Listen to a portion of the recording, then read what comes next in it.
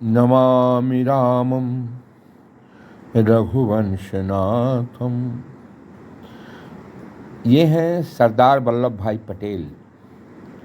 आप कह सकते हैं कि आधुनिक भारत के निर्माता।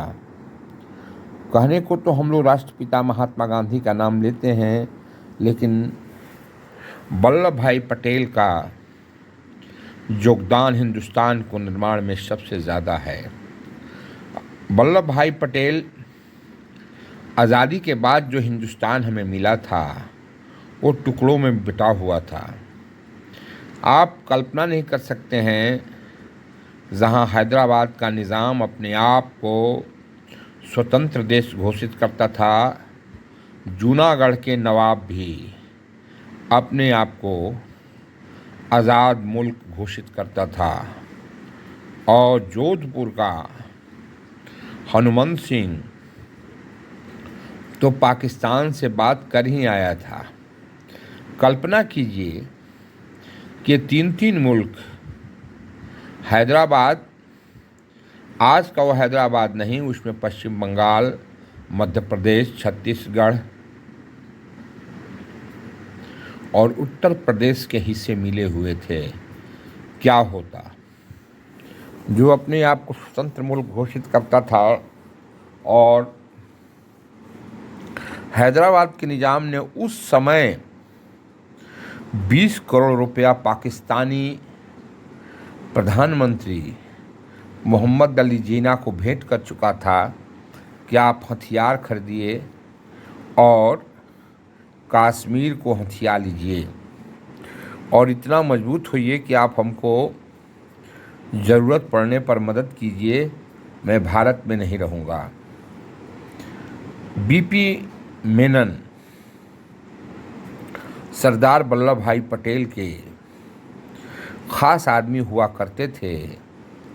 जिस समय हनुमत सिंह जोधपुर का राजा हुआ करता था और 23 रियासतों को लेकर के वह जा कर के पाकिस्तान में मिलना चाहता था। अगर जोधपुर का राजा पाकिस्तान में मिल जाता तो हिंदुस्तान कितना असुरक्षित हो जाता। हमारी राजधानी के बेहद करीब पाकिस्तान पहुंच जाता।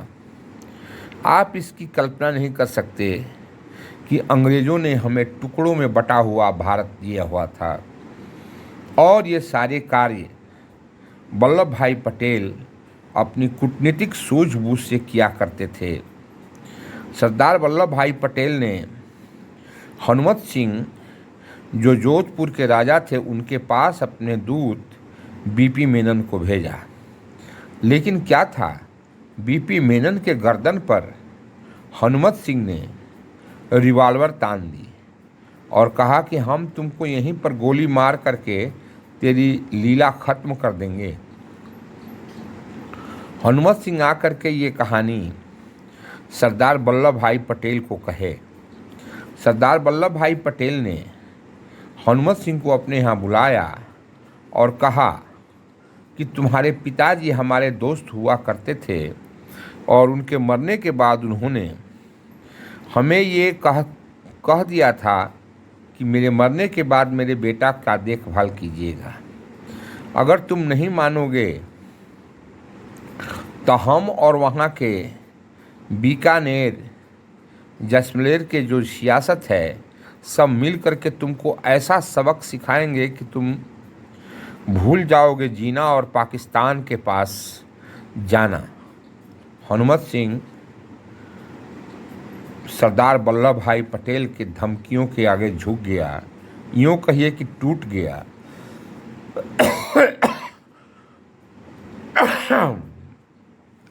और उसने अपना हस्ताक्षर कर दिया। इस तरह से जोधपुर का एक बहुत बड़ा रकबा हजारों किलोमीटर आपके हिंदुस्तान में मिल गया। अब बचा जूनागढ़, गुजरात। आश्चर्य की बात, जूनागढ़ का नवाब, वहाँ का राजा एक नवाब था, एक मुसलमान था, जबकि वहाँ की जनता हिंदू थी। सरदार वल्लभ भाई पटेल ने पुनः अपने बीपी मेनन को भेजा, लेकिन कहा कि तुमको नवाब से नहीं मिलना है, जूनागढ़ के नवाब से नहीं मिलना है, तुमको वहाँ के रियासतदार छोटे छोटे सरदारों से मिलना है और ये कहना है कि ये पाकिस्तान में मिलने जा रहा है। वो वहाँ के लोगों से बीपी मेनन मिले और छोटे छोटे सरदारों से उन्होंने कहा कि ये पाकिस्तान में मिलने जा रहा है, आप लोगों की ज़िंदगी हराम कर देगा। और वहाँ पर विद्रोह हो गया उस निज़ाम के खिलाफ, उस राजा के खिलाफ जो मुसलमान था।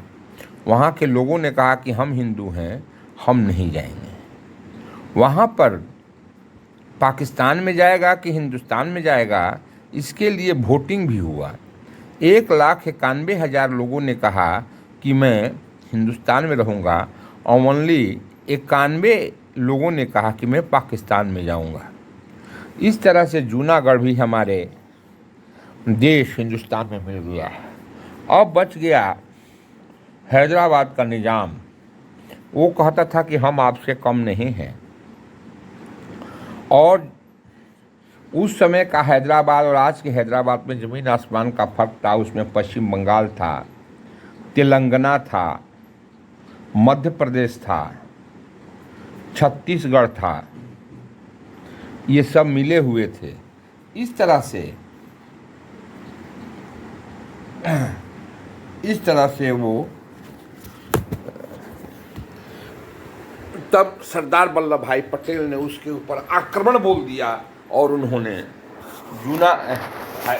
हैदराबाद को मिला लिया। धन्यवाद।